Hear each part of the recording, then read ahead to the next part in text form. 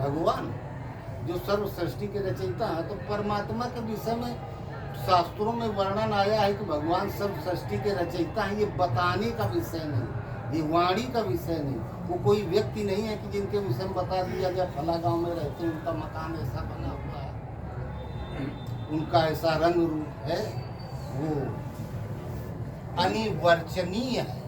कुछ लोग कहते हैं कि वो श्री ब्रह्मा जी हैं, कुछ लोग कहते हैं वो भगवान विष्णु हैं, कुछ लोग कहते हैं कि शंकर जी हैं। तो क्या यही है वो सृष्टि के रचयिता?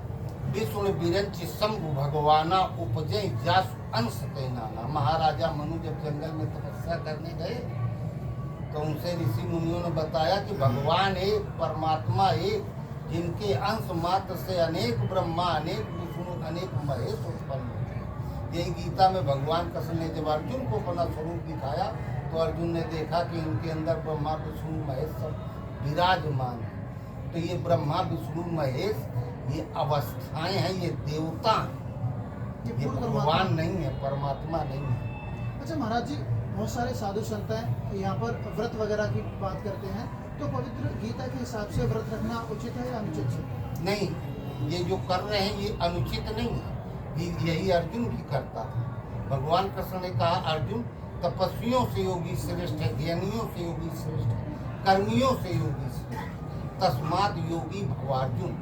इसलिए अर्जुन तू योगी हो जा। योगी का मतलब ये नहीं कि कान में हम कुंडल पहन ले, विभूति लगा लें। योगी का मतलब होता है युक्त हो जाना। जैसे 2 और 4 एक में जोड़ दिया, योग फल हो गया, तो नई संख्या बन के तैयार हो गई 6। ये योग है। तो साधक जब इष्ट से संयुक्त हो जाता है, भगवान उंगली पकड़ के चलाने लगते हैं, इसका नाम है योग। हर चीज की 2 सीमाएं होती है, एक न्यूनतम एक अधिकतम। जब भगवान उंगली पकड़ के चलाने लगे, ये न्यूनतम सीमा है योग की, योग साधना की। और जहाँ संयुक्त हो गया परमात्मा से, वो पराकाष्ठा है। तो कहा अर्जुन तपस्वियों से योगी श्रेष्ठ। तपस्वी का मतलब कोई 4 बजे उठ के नहाता है ठंडे पानी में, कोई 2 दिन भूखा रहता है, ये तपस्वी है, ये स्वतंत्र है। हमारा मन है नहाएंगे, नहीं मन है नहीं नहाएंगे, गंगा जी कहेंगे तो आएंगे। हमारा मन है 4 दिन पर रहेंगे, नहीं मन है 1 बार दिन में 4 बार खाएंगे। ये अपनी श्रद्धा और आस्था पर निर्भर करता है। इन तपस्वियों से योगी श्रेष्ठ, क्योंकि वो इष्ट से बंधा हुआ। अर्जुन ज्ञानियों से योगी श्रेष्ठ। कोई सुंदर पान का पाठ करता है, कोई गीता का, कोई रामायण का। हमारा मन है आज 4 अध्याय पढ़ेंगे, नहीं पढ़ेंगे। और कर्मी, भगवान के नाम पर मनुष्य कुछ न कुछ कर्म किए करता है। कोई तिलक लगाता है, कोई कंठी पहनता है, कोई कुछ करता है। ये हम स्वतंत्र हैं, लेकिन योगी स्वतंत्र नहीं है।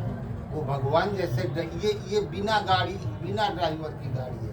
तपस्वी, कर्मी और ज्ञानी। योगी का मतलब इष्ट हृदय में विराजमान हो गए, आप उनके वाहन हो गए, वो आपको संचालित करने लगे। वहाँ तक पहुँचने के लिए जैसे कोई बच्चा स्कूल में पढ़ने जाता है तो अध्यापक बताते हैं काशी कबूतर खासे खरगोश। तो ये उन अध्यापकों की दूरदर्शिता है कि बच्चों को चित्रों खिलौनों में रुचि होती है, उसी के माध्यम से पढ़ाते हैं। तो शुरुआत यही है। लेकिन जब हम इष्ट से संयुक्त हो गए तो अब वो करेंगे जो भगवान करवाएं। महाराज जी, जैसे कि बहुत सारे लोग इस बात पर प्रश्न उठाते हैं कि हम जो हमारे पितर होते हैं, जो खत्म हो चुके होते हैं, उनका हम श्राद्ध वगैरह निकालते हैं, तर्पण वगैरह करते हैं, तो कहते हैं कि ऐसा नहीं करना चाहिए। तो आप जी के माध्यम से हम जानना चाहते हैं, क्योंकि बार बार हमें ऐसे संत नहीं मिलते हैं, कि आप पवित्र श्रीमद् भगवद गीता अनुसार हमें श्राद्ध या तर्पण या पितृ पूजा करनी चाहिए या नहीं करनी चाहिए? गीता में यही बात अर्जुन ने जब कौरवों की विशाल सेना देखी तो डर गया। का इधर मैं द्रोण शिष्य अकेला, उधर गुरु परशुराम जी के शिष्य भीष्म द्रोण का, वो हम उनके गुरु हमसे श्रेष्ठ। तो योद्धा भी श्रेष्ठ होंगे। सेना 1.5 गुना से अधिक।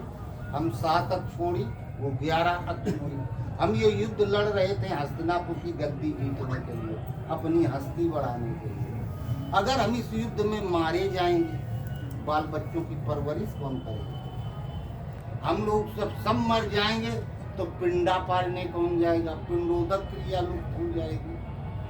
भगवान कृष्ण ने कहा अर्जुन, ये अज्ञान इस विषम स्थल में तुझे कहाँ से उत्पन्न हुआ? अगर ये स्वर्ग और कल्याण की निशानी होता तो अर्जुन महापुरुष इस पर अवश्य चले होते। भूल करके भी महापुरुषों ने जिसका पालन नहीं किया, ये सिद्ध है अज्ञान है, ज्ञान है नहीं। यदि आपके पिंडा पालने से पूर्वजों का उद्धार हो जाए तो फिर पिंडे पार दिया जाए तो फिर ये राजा महाराजा ऋषि मुनि जंगल में तपस्या क्यों करते?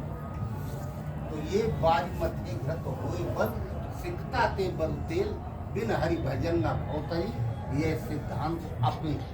इसके लिए आपको साधना करनी होगी। पिंडा पालने से वो तो एक होता है कि हमने पूर्वजों के नाम पर भाई किसी को खिला पिला दिया, बस उतना, उनको उसमें कुछ मिलना जुलना नहीं।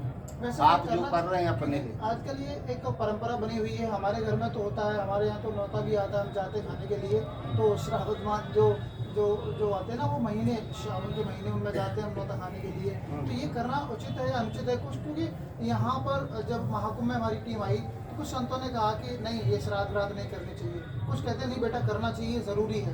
तो पवित्र गीता में इसके बारे में क्या बताया गया है, इसके बारे में हम करना चाहते थे।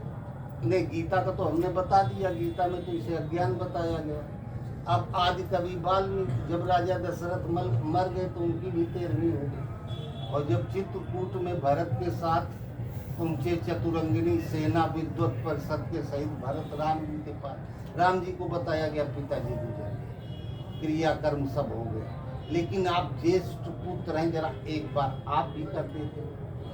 तो राम जी ने कहा भाई बताओ क्या क्या। भरत सब पूरा सामान लेके गए थे, राशन पानी सहित पूरी व्यवस्था लेके, हाथी घोड़ा चतुरंगिनी सेना, बच्चे बूढ़े जवान, तो क्या क्या लगता है इसमें किया जाए।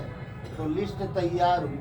तो राजाओं के यहाँ एक विद्वत परिषद होता था, उसके वशिष्ठ थे, वशिष्ठ जी अध्यक्ष, ऋषि जी जाबाली उपाध्यक्ष थे और मेंबर थे। तो जाबाली जी खड़े हुए, कहे राम आप आने वाली पीढ़ियों के आदर्श हैं, अज्ञानी लोग करें तो करें, आपको तो नहीं करना चाहिए। आप जानते हैं कि भोजन पानी शरीर को चाहिए, वो भी आत्मा की उपस्थिति में। जब तक आत्मा शरीर में है तब तक ये चल फिर रहा है, खा पी रहा है।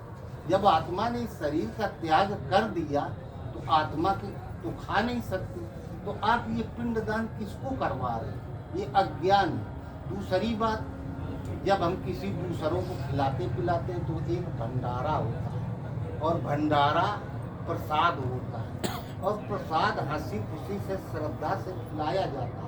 किसी के यहाँ कोई मर गया, पहले बीमार रहा, अस्पताल में भर्ती रहा, वो दुनिया का कर्जा हो गया दवा कराने, इसके बाद वो मर गया, अब वो आप लोग निमंत्रण में गए, वो व्यक्ति रोता जा रहा है और आप खिलाता जा रहा है, आप खाते जा रहे हैं। और मृतक कर्म के भोज में खाने वाले की भी अश्रद्धा होती है, वो मजबूरी में जाता है कि व्यवहार खत्म हो जाएगा।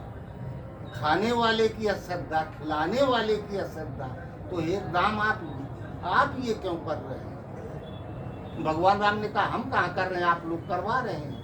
तो वाल्मीकि रामायण में भी इस पर निषेध लगाया गया, तो ऋषियों ने इस पर प्रतिबंध लगाया। महाराज जी, जैसे कि यहाँ पर महाकुंभ है,